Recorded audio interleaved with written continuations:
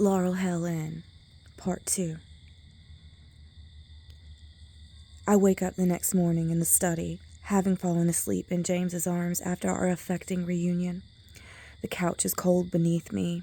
I look around and realize I am alone in the room. The sun is shining through the dark curtains, and I wonder how long I slept. James is in the kitchen making coffee when I find him.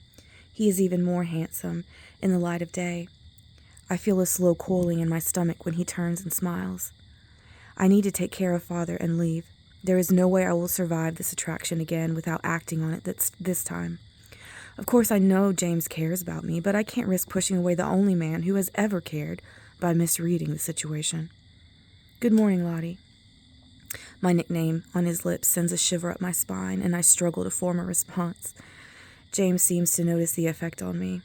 I think I see a spark of heat in his eyes, but I am probably just being hopeful. How is Father this morning? I whisper, unable to find my whole voice. There have been no updates. I imagine you would like to visit him after breakfast and check on him in person. He gives me a small, uneasy smile, knowing what seeing my father does to me. I have to face him to be a good daughter, though. I will always be a good daughter. Father is lying on the hospital bed in silence. His eyes are open, and at first I think I have walked in on a corpse. Charlotte, he rasps, startling me from my morbid thoughts. Yes, Father, I'm here. What can I do for you? What have the doctors said this morning? I almost ask him how he was, but the pallor of his skin tells me that is an absurd question. He is obviously dying. The jaundice of his skin has spread to his eyes, and his once full frame has become a few pounds shy of a skeleton in a matter of days. I don't know what to say. I never even told him I was leaving. I ran away 6 months after my 18th birthday. I had no money, no job, but I made do living in shelters until I found work waiting tables. If James had ever known the extent of my poverty or where I was, I have no doubt he would have come for me. I never expected my father to care either way. Now I am standing in front of the dying specter from my past. I once thought that this would be a therapeutic day. I thought I would be free when he was gone. But I feel a weight dropping in my chest, making breathing a challenge. His breath is labored as well, and each inhale twists his face in pain. Charlotte, forgive me. I was a terrible father. No. You were. He cuts me off before I can finish my lie. I was terrible and abusive. I drank and chased money instead of loving you. I chased your mother away, leaving you to all but raise yourself. The doctors say they don't know what the cause of my illness is, but I do. What is the cause, Father? If you tell them, maybe they will have better luck finding the cure. There is no cure, Charlotte. She told me what was coming. She was right. I asked for this fate. I will die as a cursed man, damned to the fires of hell. I chose my fate long ago, Lottie. She just brought it early.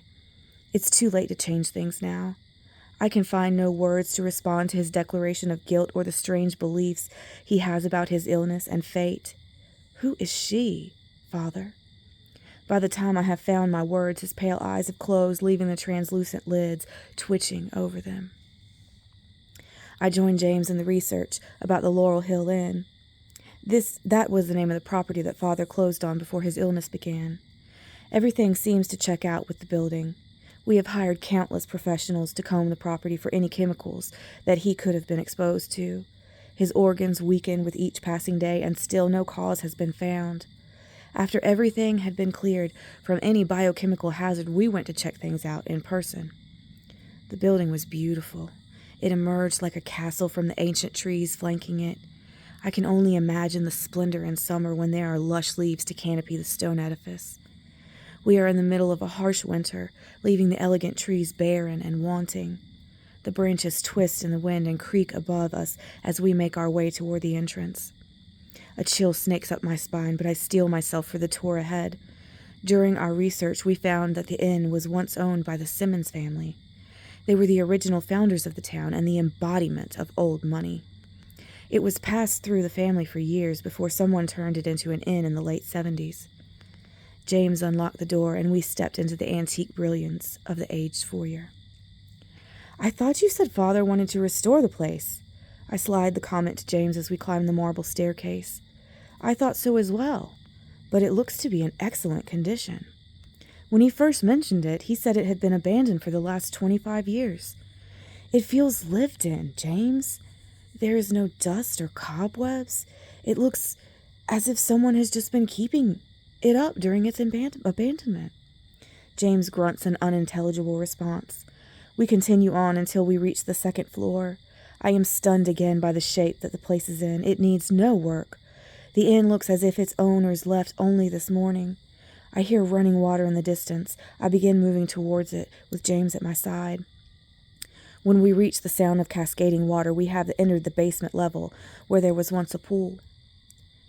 The rest of the house is in pristine condition, but the basement looks rotted with age. The hole that once contained a pool is nothing but rotting stone with weeds shooting up between the cracks. There is a covering of dirt and grime on the bottom, where Mother Earth tried to reclaim her.